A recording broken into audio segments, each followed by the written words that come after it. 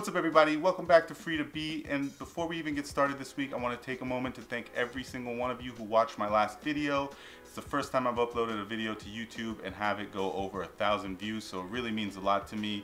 And if you haven't had a chance to check the video out yet, go ahead and click on the link above because that will take you to that video.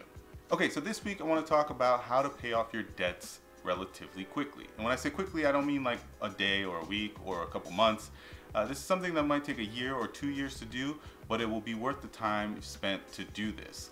I personally was able to get rid of almost $50,000 of debt in less than 2 years, and I wasn't making any crazy six-figure salary when I did it, so I know that it is achievable, and I'm going to go over the 5 things you need to know in order to do that. Let's get started.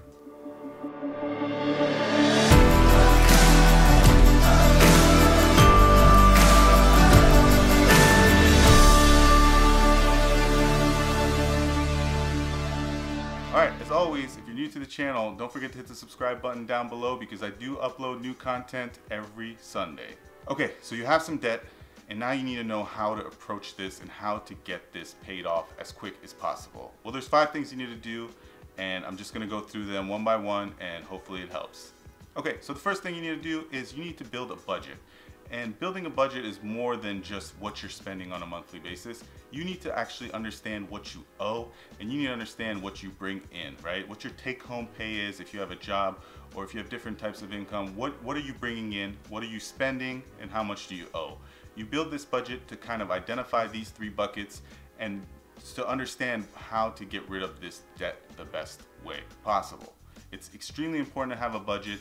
Even if you didn't have a lot of debt, you should always know what amount of money you're bringing in and what amount of money you're spending so that you can allocate your money effectively and really try to build some wealth going forward. Okay, so the second thing you need to do is if you have any kind of consumer credit or credit cards, stop spending on them, guys. If you can't afford to buy something cash or save up a couple months worth of cash to buy it, you probably can't afford it at all. So it's not a problem. Doesn't mean you can't afford it down the road or 4 years from now or 5 years from now. You just have to resist the urge of that instant gratification of going out there and using a credit card to buy it, because credit cards often have the highest interest rates, which really put you in a bad place. So one of the things that I did that helped me out was I removed all my credit card information from any online retailer that I was using to make purchases. This I think is good for cybersecurity purposes, so you don't have your credit card information out there to begin with. But 2, it also eliminates the frivolous spending where if you're sitting on a couch and you see something on your laptop or on your phone and you want to just make that purchase, it requires that extra step of you going and getting your credit card and putting that information in there. And so it really takes away that urge of instant gratification. And so you'll find yourself spending a lot less if you don't have that information pre-populated on the online retailers that you use frequently. All right, so the third thing you're gonna wanna do is you're gonna wanna put your credit to work for you. What that means is if you have a credit card with a high balance and a high interest rate, you might wanna explore different credit cards where you don't have a balance or you don't carry a balance with them that might offer you promotional interest rates to transfer the balance from credit card A with the high interest rate to credit card B with no interest rate. This will effectively allow you to tackle your credit card debt with 0% interest rate. So one of the things I did is I had a credit card that had a $12,000 balance, and I think it was a 17.5% interest rate, which is ridiculous. And so what I did was I transferred it to another credit card that offered me 0% interest for 18 months and only a 1% transaction fee. So I was able to basically get rid of this $12,000 without carrying or worrying about any interest. And so I definitely recommend you looking into doing that. So the 4th tip is to use any extra income you get to pay down your debts. If you get a bonus at work or your tax return or you come into some other extra income, use that to pay down your debts and don't just blow it on a one-time splurge item like some new electronics or some clothes or a crazy trip. It's not worth it. Trust me, you'll have the income later. By paying down this debt, you will free up some income later down the road where you can go ahead and splurge a little bit, but don't do it right now. Focus your energy and efforts on paying down your debts any way you can.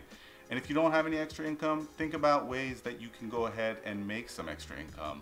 I know I talked about 3 ways that you can make some money online, and I'll throw the link up here so you guys can check that video out. But there's ways to do it. Sell some things that you don't use anymore. I mean, eBay is a great place to go and sell and get some extra income in the door and use that to pay down your debts.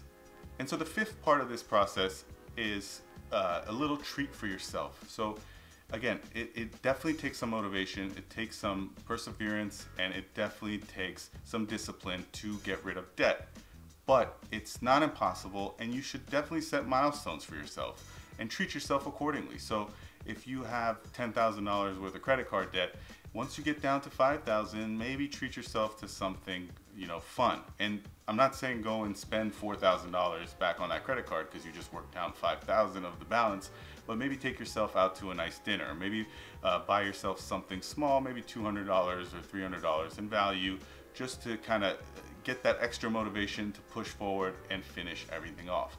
And that's really it, guys. If you stick to these 5 steps, I promise you that it will be more manageable than you think, and in the long run, it's gonna benefit you tremendously to have no debt, especially the ones with high interest rate. There's just no reason for that.